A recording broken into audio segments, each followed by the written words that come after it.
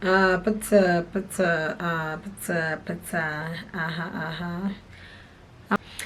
guys, welcome and welcome back to my channel. If you are new here, my name is Nonhlanhla. You are most definitely welcome, and if you've been here, I hope that you are still enjoying your stay and you are going to enjoy yet another installment.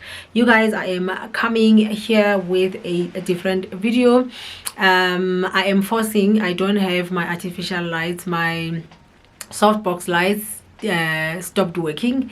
I need to take them somewhere for someone to check them out for me, but I thought, you know what, because I don't really have time to shoot during the day, let me just force and do this video. Maybe the follow-up one I will do it in the morning when there is light, because I want to see if I can do back-to-back videos on this topic, then we can get over and done with. So you guys, before I get to the gist of why we are here today, I just want to give you guys a bit of life update, because it is connected to what we are here to talk about today. So it's been 6 months since I left my previous job. In the past 6 months I have been to interviews, and I think the past interviews I was still not sure if I really want to go back to the market. I was still not sure if this is what I wanted to do. Like, I was just not sure. I was confused, and I think more than anything what had confused me was I think I had not dealt with the previous situation. And you guys, I had must I call it an encounter or a revelation?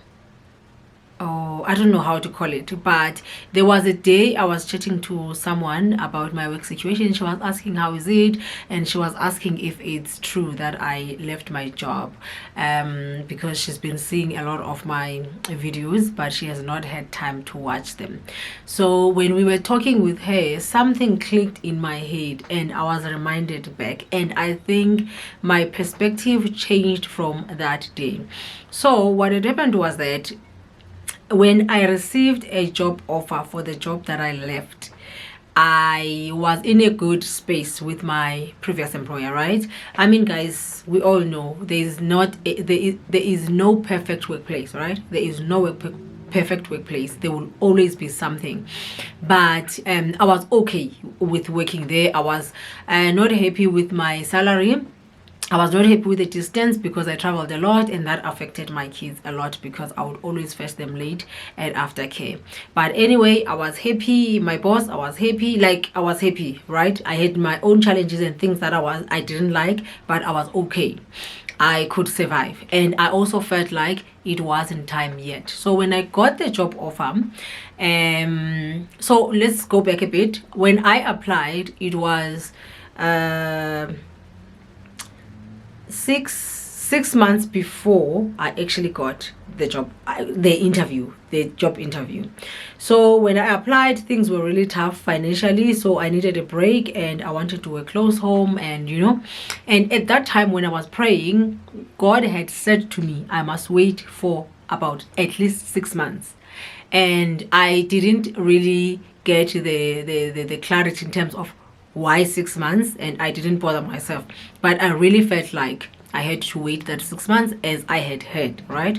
And I waited for that 6 months, and God made a provision for that 6 months financially, because that was my main reason for wanting to find another job. And things were promising, everything was fine. So I get the interview, I attend the interview, and then a few months later, I think, or a month later, I get a response that I got the job. I went back, I'm like, Father, thank you so much, I'm so grateful that I got this job. But during that time, I really strongly felt that that was not mine. I really strongly felt like I wasn't supposed to accept the job offer. But the job offer looked like everything that I had prayed for. It looked like my prayer. Everything, it looked like my prayer. It was gonna be close home, it was more money, it was more benefits, security. It really looked like, but still something in my spirit was just not sitting well. I remember I had a prayer meeting with the team that I serve with the church, and it's something that I brought into the table to say, there's something like this, but I honestly feel like God is saying it is not time yet, right? And me being me, I ignored what God had said to me, and I went ahead and I accepted the job. And even after I accepted the job, I promise you, I still felt uncomfortable. But anyway, I went ahead, I started, and then I started seeing like some positivity and how my career was going to grow from there, and how it's benefiting me that I don't travel long distances, that I don't spend a lot of time on the road, right? And I was okay, right? I was okay. It was a lot of adjustment that I needed to do, because it's a different environment. Yeah. So a month to 6 weeks, that's when I noticed some things, and I could see that, oh man, what have I done to myself? But at that point, it was a matter of, you know what, God wants me to be here, and I'm gonna be here. And God is gonna make it work for me if He wants me here, and this is Him that opened this door. At that point, I still believed that, you know, God wanted me there. And I was pushing, I was trying to be positive. I neglected my family, I neglected my kids, I neglected everything. I neglected my take-a-lot business. I actually closed it down because the pressure was too much, and there was just a lot that was happening, and a lot of it happened in the background. So only people that are observant, only people that can see beyond the naked eye could really see what was really happening, until it, you know, gets revealed in the naked eye. But most people saw it from the beginning, what was happening, right? So this thing kept on happening, and I don't want to focus more on what was happening, because I want to share my side of the story and my lesson through it that can also help someone. So it happened. I kept on praying to God. God, help me, show me a direction. What must I do? Until it got to a point where I was like, okay, you know what, this now, it's either I am going to lose my kids, it's either I am going to lose my family, it's either I'm going to lose myself, it's either I'm going to lose my sanity, or it's either I'm going to lose this job, right? So I was in a corner where I had to just make the decision. So my decision was, I'm going to leave. And you guys, if I can just tell you, for me, it is very much easy to type a resignation letter. Like, there is nothing that you can say that would convince me to say stay in an environment where I know that it is not good for me. And I would like to believe that I'm someone that does have resilience. I do try and make situations work until I cannot, but there are also situations that I feel like we shouldn't even try and make them work, right? The minute something affects your mental health, the minute something affects your physical health, the minute something affects your family, that's when you need to take a step back and weigh the two options. Is it really worth the risk, or really you can do without? And for me, anything that has got money, honestly, you can always find a job, you can always build a business, you can always start from scratch, and, you know, work your way up to where you were. If you have to start from scratch, you start from scratch. But having said that, I'm not saying that you guys must just give up, or, you know, whatever situation. But what I'm saying is, the minute there are lines that have been crossed, and you are in a business relationship with someone, or it's an employer-employee relationship, the minute someone calls you, or you see a message from them, and then you get this anxiety that comes deep down from your stomach, the minute you feel sick on Sunday, the minute you have your laptop, even when you are having lunch with your family or with your friends, you must just know, like, you must know that there's a line that work relationship must never cross, because then it gets very toxic at that point. And also, there's a lot of toxic things that happen in the workplaces. Yeah, but let's just leave it there. So when I could see that, okay, no, the train is going down, then I made the decision that I'm going to leave. And I had already started with my savings plan. And you guys, if you didn't watch the video when I was revealing how much I saved, I'm gonna link it down below so that you guys can go back and watch that. So I started pushing that savings plan already around June. I was like struggling with the savings, but when I had made that decision, I started saving. I saved a lot of money. I pushed, and then I was thinking, okay, I'm gonna resign, and what am I gonna do? And then in me also, there was something I was like, hold on a little bit, maybe just a year.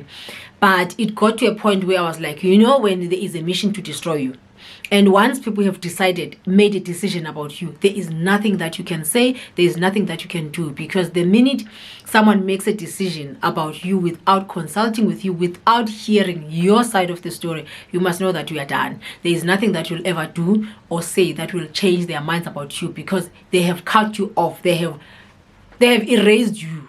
You know, they've made their decision. There's nothing. When they are looking at you, they are seeing what they've heard, or they are seeing what they want to see. They are seeing what they believe about you. So at that point, then I was like, okay, I'm gonna just hold on a bit so that I can just finish a year. But unfortunately, I was just like, no, there's no way. This is just not good for me. The minute you make me cry and I'm at work, for me, that is the line. Also, like, there are lines that I just don't cross.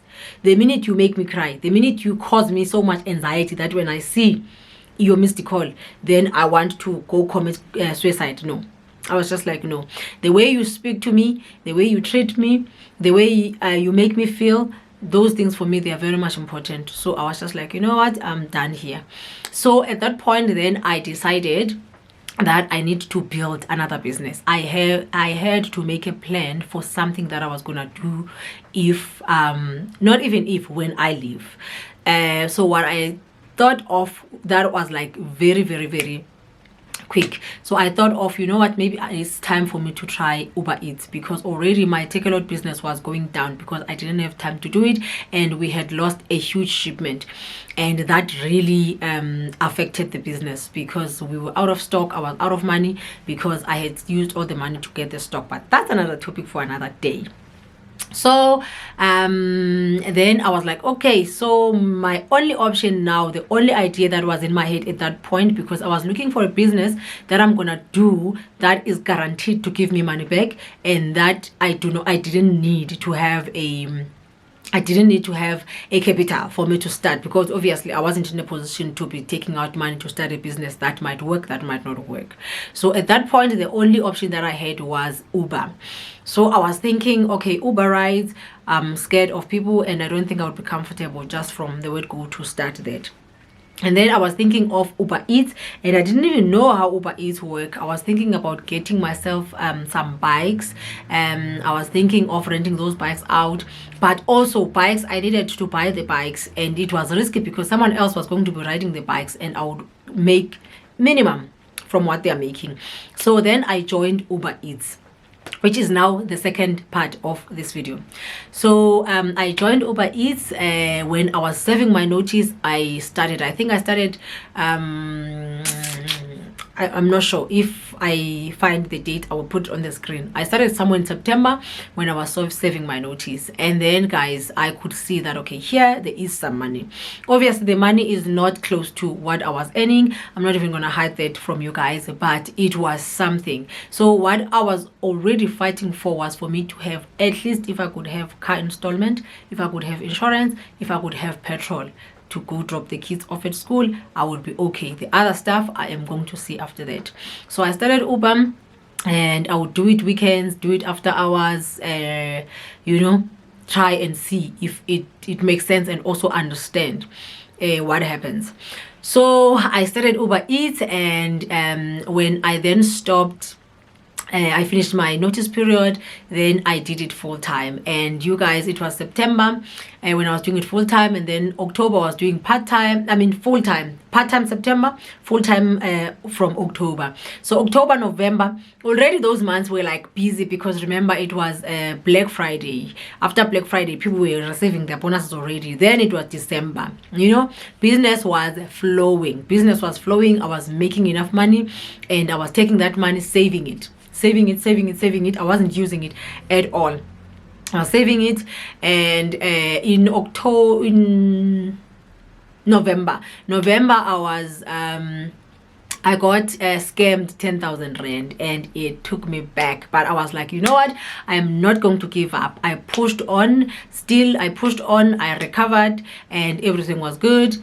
And somewhere in December I got an interview, not even December, I think somewhere in, oh, we are dark, guys, please excuse me. Somewhere in October, I got an interview. But you know, man, when I walked in that place, no, something in me was just saying to me, no, this is not what you want. So I'm not sure, but I think now, thinking back, I think the culture of the organization, when I walked in, I was just like, no, this is not the environment that I want to work in. So luckily they didn't come back to me. They never came back to me. I think what chased them or what scared them was my reason for leaving, you know. And then December it was busy, and then January this year business was quite obvious. It's January, but now I'm going to the third part of the video.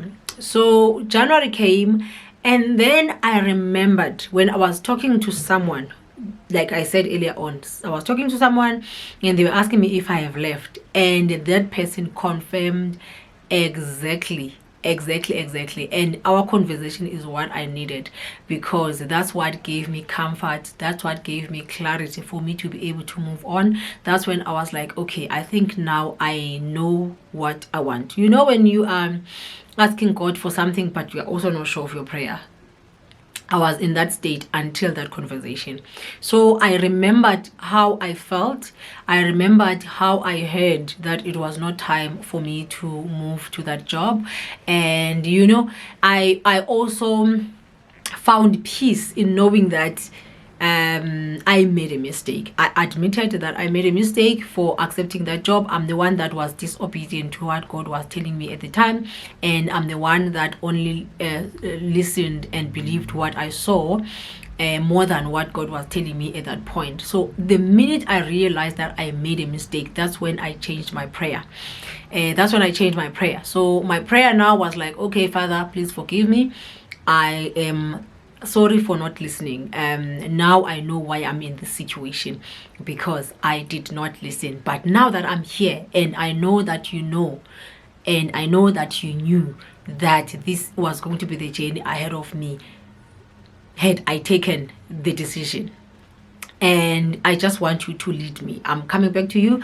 I want you to lead me now to what is supposed to be my next. I want you to lead me to what you have for me, because one thing about God, he is not shocked about anything. He is not shocked. And also, guys, I was reminded of the fact that there is a will of God and there is a permissible will of God. So there are things that it's God's will, and no matter how much we cry, no matter how much we pray, God will never change those things. And then there is a permissible will of God. There are things that God leave unto us for us to decide if we want to do those things. Or maybe we ask him, God, just allow me to do this thing, just allow me to marry this person, just allow me to take this offer, just allow me to relocate. You know, some of those things God permits for those things to happen, but it's not his original will for you, but it's permissible will. That's my understanding, and if it's different based on the Bible, you guys can correct me down below. So I believe that was one of those situations, and now that I am here, I know that he knows that I was gonna be here and I would have to go back to him. Unfortunately, I had to just crawl back and be like, Father, I'm back.